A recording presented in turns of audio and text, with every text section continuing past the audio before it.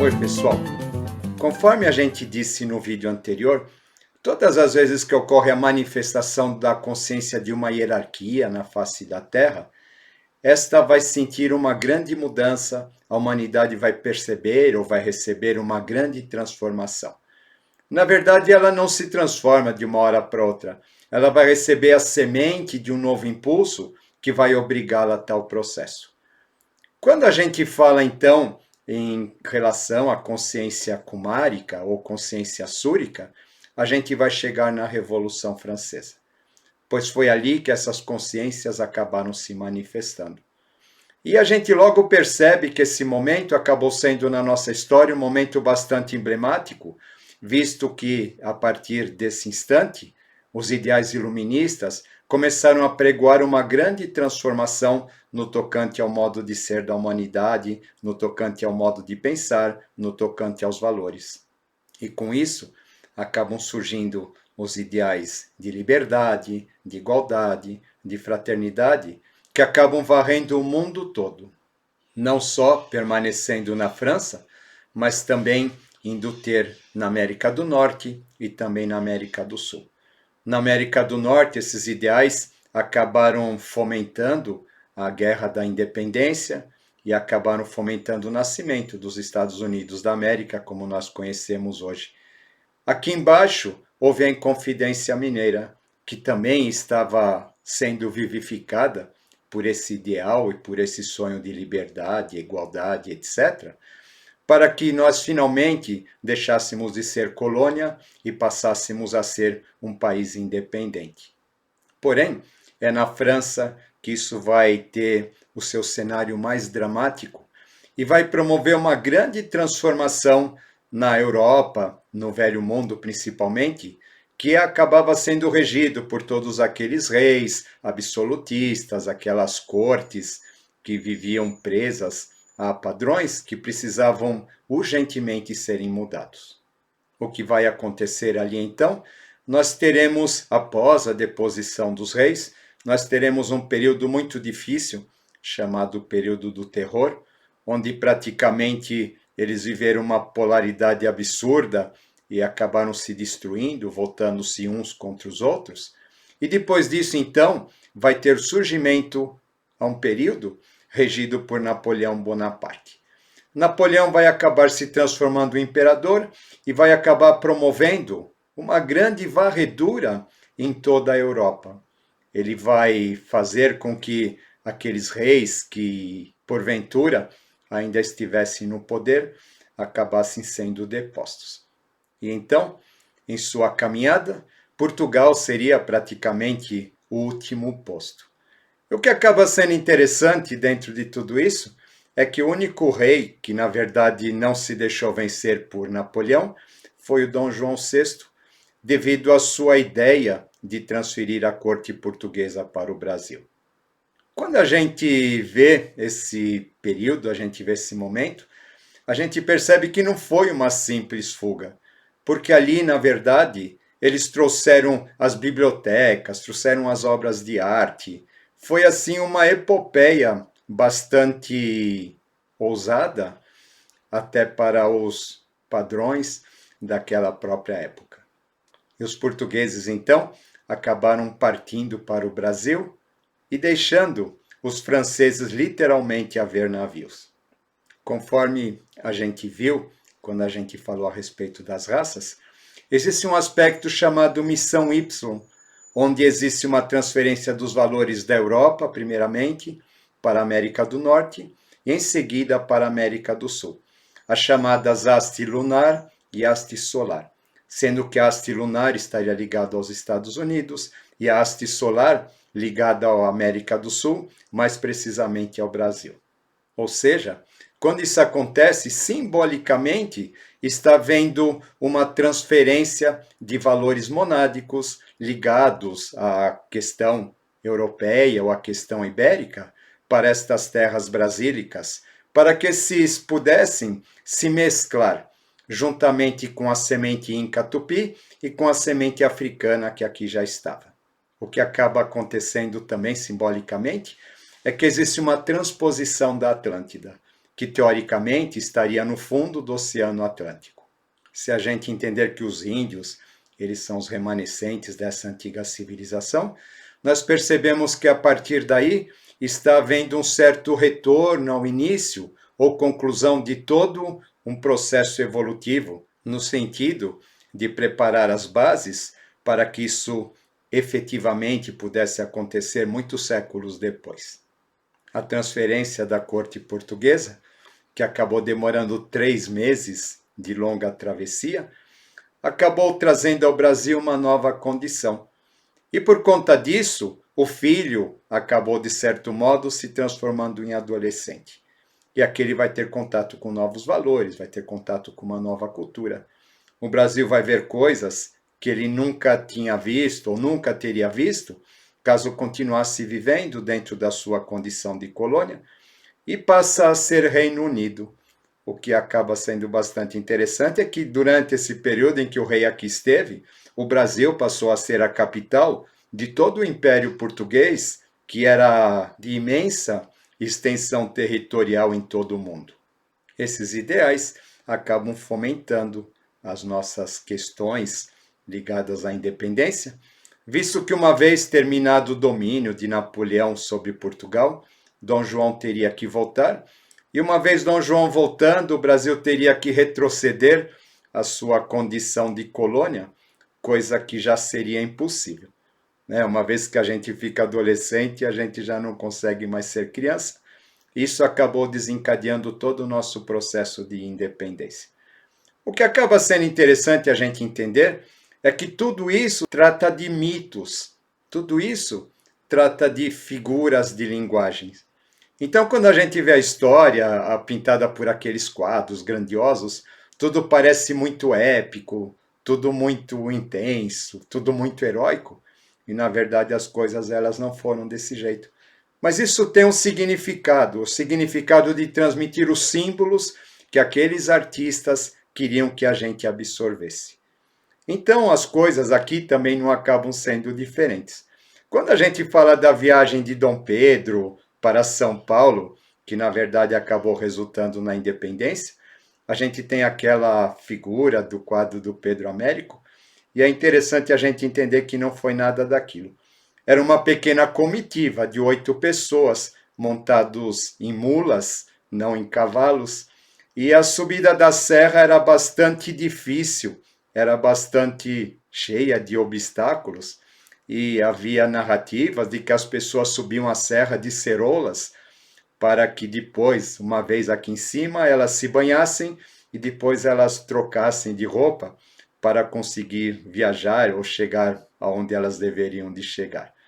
Provavelmente o Ipiranga acabou sendo uma dessas paradas, para dar banho talvez nos cavalos, ou para dar água para os cavalos, para banhar-se, trocar de roupas e coisas assim. Mas São Paulo, conforme a gente viu no vídeo anterior, possui aquele simbolismo dos 4 caminhos, da cruz, e acaba sendo interessante a gente perceber esse detalhe. Volto a dizer, os acontecimentos nem sempre são grandiosos como a gente imagina, mas simbolicamente eles acabam tendo uma importância muito grande. Porque a gente vê aquele ponto onde a cruz, representa o próprio Pramanta, nós temos a questão da água, que representa o segundo trono, que representa a Mãe Divina, a questão do limpar-se, que também acaba sendo bastante simbólica, e a questão do grito. Parece que o Brasil foi libertado num grito e pronto, quando na verdade a gente sabe que o processo da independência não foi dessa maneira, mas o que acabou acontecendo é que esse simbolismo do grito, esse simbolismo da fala, esse simbolismo do verbo, acaba sendo muito rico na nossa formação. A gente tem então aí a questão da terra, ligada ao simbolismo da cruz, terra como tamas. A gente tem o aspecto rajásico, simbolizado pelo rio, e a gente tem o aspecto sátivico, que representa o verbo divino, simbolizado pelo ato ou pelo grito. Acaba surgindo o período do Império, onde existe a necessidade da formação de uma identidade nacional, e essa identidade inicialmente ela vai estar toda calcada na figura do índio, conforme a gente já disse no vídeo do sebastianismo também. É o tempo dos heróis e das heroínas indígenas, onde as heroínas acabam representando principalmente a terra que é virgem, a terra que é pura, a terra que é cobiçada pelos piratas, pelos portugueses, pelos espanhóis, pelos franceses e coisas assim, né, que acabam sendo trazidos para a nossa literatura dessa maneira. A questão dos negros acaba ficando em segundo plano, teoricamente, por questões, infelizmente, da escravidão, mas o que acaba acontecendo é que o papel deles é importantíssimo na nossa formação, porque praticamente toda a elite política ou elite daquela época mamou do leite das amas negras. Indiretamente, mamou do leite farto e abundante da mãe África. O que é interessante a gente perceber é que quando a gente mama, a gente não está assimilando só o leite, a gente está assimilando toda uma ancestralidade emocional ligada à figura da nossa mãe. E o que acabou acontecendo aqui foi exatamente isso. O Brasil acabou mamando toda a ancestralidade da mãe África.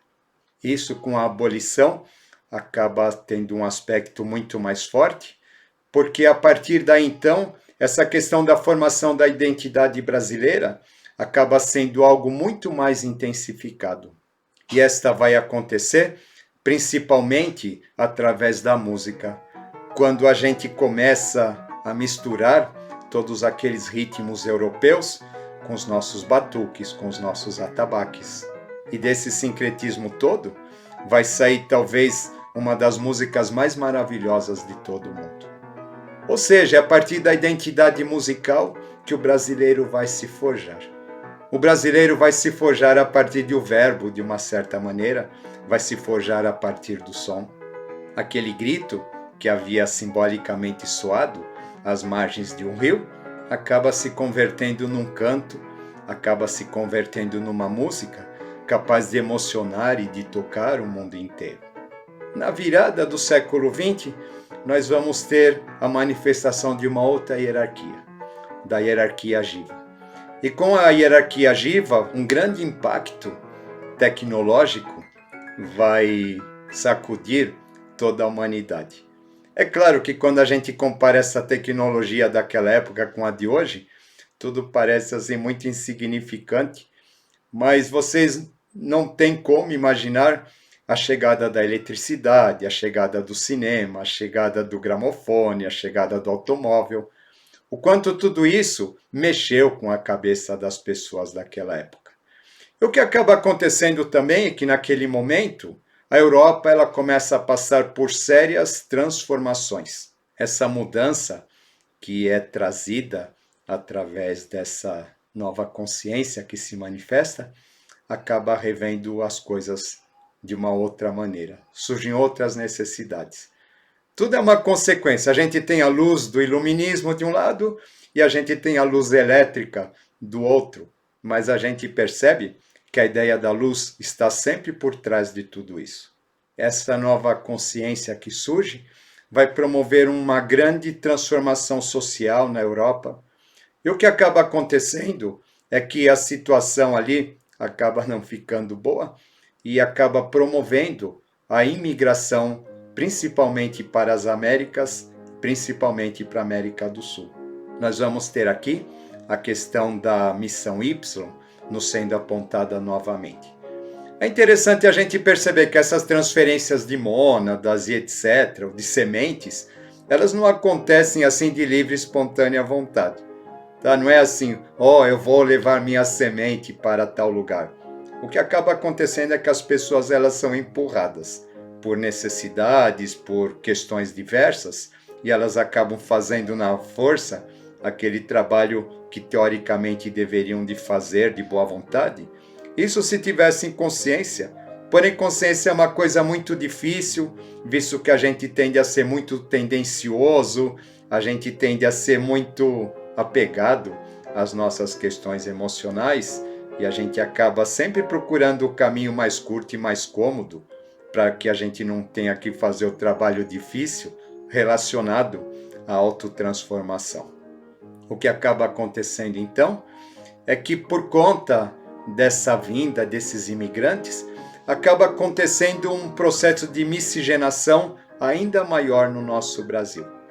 É interessante a gente lembrar que haviam imigrantes já italianos e alemães no século XIX, mas podemos considerar que o movimento imigratório mais intenso vai ocorrer no início do século XX.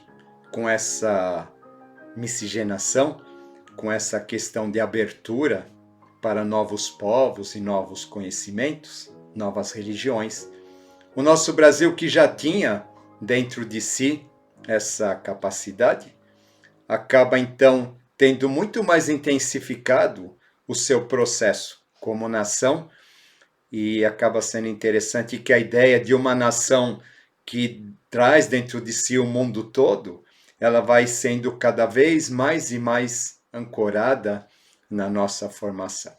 O Brasil, então, vai acabar se transformando num grande cadinho, vai acabar se transformando numa sementeira onde tudo aquilo que foi criado, tudo aquilo que existe, tanto no tocante aos aspectos biológicos, aos aspectos emocionais e aos aspectos espirituais, acabam se misturando aqui. E o que acaba acontecendo? Que esse país vai se transformando numa grande sementeira de toda a cultura da humanidade. O Brasil acaba sendo, de certo modo, como aquela construção que existe lá no hemisfério norte, encarregada de guardar todos os tipos de sementes para que a humanidade não desapareça. E nós, de certo modo, acabamos percebendo que o Brasil acaba tendo esse papel. O que eu vejo por conta de tudo isso, né, quando a gente toma consciência dessa grandiosidade, quando a gente toma consciência desse valor, é muito importante que a gente perceba que essa nação que foi forjada a partir da ideia da reunião de todos os povos, de todos os sons, de todas as religiões, um país onde o sincretismo em todos os sentidos acaba acontecendo e acaba mostrando ou demonstrando que isso sim é possível, que é possível que todos os povos, que todas as crenças, que toda a humanidade possa viver em fraternal paz e harmonia. É muito interessante que a gente agora, nesses 200 anos de independência, que a gente pense nisso. Que a gente pense na nossa independência não como a independência do rebelde, do adolescente que quer um carro para sair fazendo o que bem entende, mas que a gente entenda a nossa independência, principalmente no sentido da nossa visão que nós temos de nós. Que nós não nos deixemos influenciar por fatores, por questões, por ideologias que tendem a nos separar, que tendem a nos dividir em classes, em categorias. Nada que seja separatista faz sentido aqui. Que a gente aqui tenha a ideia que nós somos todos almas apenas, e que como almas nós nos devemos amor, nos devemos respeito, nos devemos compaixão, e que pensemos nesse país como sendo o grande território, como sendo o grande laboratório, onde tudo isso está sendo experimentado, para que tudo isso possa finalmente irradiar para o mundo e possa renovar toda a humanidade, fazendo com que finalmente acabem todos esses problemas, esses separatismos, essas polaridades, essas guerras, essas facções, tudo isso que sempre fez o mundo sofrer, que sempre fez o homem sofrer e que, na verdade, não acabou nunca levando a lugar algum. Hoje, nesses 200 anos de independência, eu sinto que talvez as pessoas estão muito carentes de enxergar o Brasil dessa maneira, porque, de um certo modo, nós vamos sendo influenciados para que nós pensemos o contrário. E mais do que nunca, acaba sendo extremamente importante que nós tenhamos a consciência do imenso valor que essa pátria possui, em todos os sentidos, volto a dizer, não só no sentido geográfico, no sentido da terra, no sentido da natureza, mas principalmente no sentido humano, pelo fato de todos nós sermos os resultados de todas as dores, de todas as alegrias, de todos os sofrimentos, de todas as incertezas que acabaram forjando toda a humanidade. É importante que nós nos vejamos assim, como a proposta do novo, como a proposta da divindade, no seu verdadeiro sentido, um sentido de futuro, e não como algo condenado, talvez, a seguir padrões ligados ao passado, a experiências passadas, que não fazem sentido nenhum no momento em que nós estamos atravessando. E que a gente lembre sempre que é aqui onde floresce a nova consciência, a nova aurora, que há de banhar toda a humanidade. Esse vídeo era para ser uma declaração de amor ao meu país e no final das contas acabou sendo uma espécie de manifesto também. Mas acredito que é tudo isso que a gente está sentindo um pouco nesse momento. Fica aqui um tema para nossa meditação. Vamos que vamos, mente livre, coração leve, que Deus abençoe o Brasil, que Deus abençoe todos os brasileiros e que essa nossa pátria grandiosa possa cumprir o destino que lhe cabe perante toda a humanidade. É isso aí, pessoal. Até a próxima.